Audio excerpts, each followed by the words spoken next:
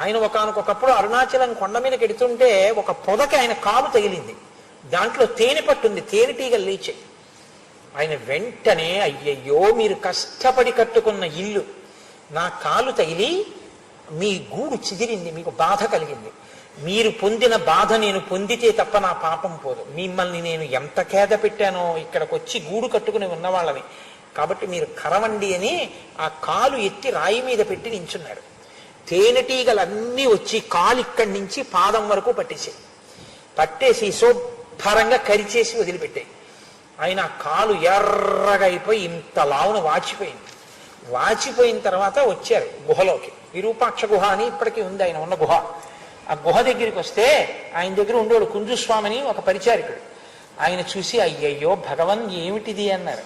అంటే ఈ కాలు అనేవారు ఆయన. ఆయన ఎప్పుడు శరీరాన్ని వేరుగా చెప్పేవారు. ఇది అంటుండేవారు ఆయన.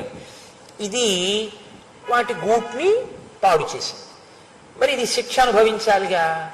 అవి దీన్నొక్కదాన్నే కరిచాయి, ఆయన మిగిలిన శరీరాన్ని కరవలేదు. అందుకని ఇది బాధపడుతోంది.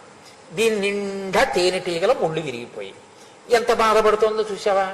మరి జాగ్రత్తగా ఉండద్దు, ఇంకోళ్ళని ఎందుకు బాధ పెట్టడం అన్నారు.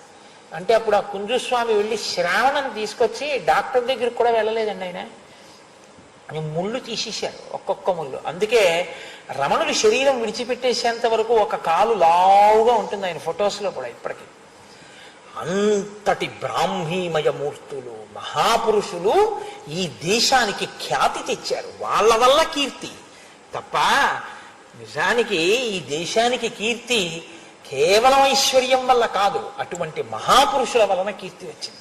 సరే, ఇప్పుడు నా ప్రసంగం ఆ భగవాన్ రమణుల వైభవము అన్న వైపుకి వెడితే నేను ఆపుకోలేను. నాకు ఆయన అంటే అంత భక్తి, మహానుభావుడు.